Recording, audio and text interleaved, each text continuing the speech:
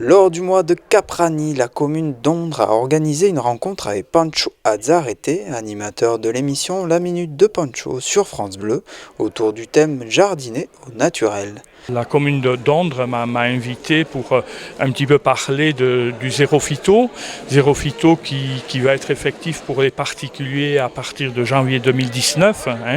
Donc aujourd'hui, j'ai essentiellement insisté sur le fait que le passage au zéro phyto va impliquer qu'on devra changer nos habitudes de travail et d'entretien du jardin.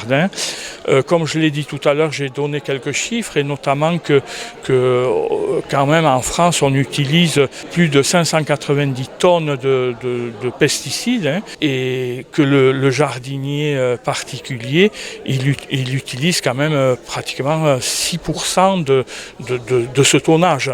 Donc ça représente des volumes et je crois qu'il faut être conscient que jusqu'à maintenant on a terriblement pollué la terre et cette restriction, je crois qu'il faut l'accepter parce qu'il faut qu'on laisse une terre un peu plus propre à nos enfants.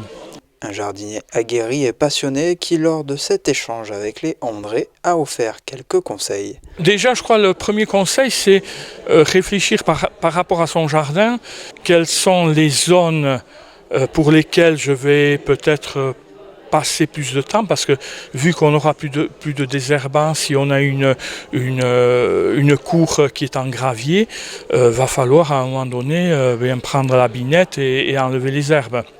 Donc peut-être voir un petit peu dans son jardin quelles sont les zones que je vais continuer un peu à garder très propres, et puis quelles sont les zones que je peux un petit peu abandonner pour laisser une végétation peut-être un petit peu plus naturelle, où il y aura des auxiliaires qui vont m'aider à combattre les parasites, etc.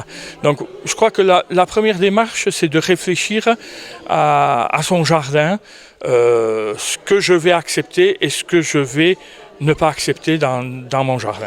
Suite à cette intervention, la municipalité en a profité pour remettre des récompenses au concours 2017 des maisons fleuries. Depuis le début, on a une vingtaine de personnes qui s'inscrivent au concours. Donc cette année, on a pour la première fois une résidence qui s'est inscrite, 3 balcons et 17 jardins, je pense, dans ces eaux-là.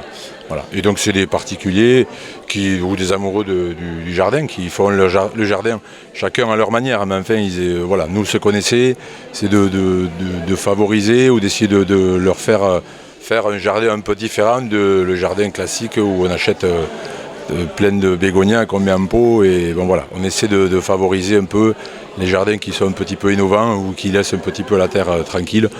Ce qu'on demande maintenant aux communes, d'essayer d'utiliser des plantes qui nécessitent moins d'eau, qui aient moins d'entretien, en utilisant des produits dont les fameux produits phytosanitaires qu'on ne peut plus utiliser nous dans les communes, que les gens essaient d'utiliser, de ne plus les utiliser chez eux. Bon, voilà, on essaie de travailler un peu dans ce sens dans les jardins. Bon, voilà. Je pense qu'il y a une évolution dans l'esprit des gens quand même. Mais ce ne sera pas du jour au lendemain, c'est sûr, c'est petit à petit. Voilà, il faut prendre le temps, comme avec les plantes et les arbres.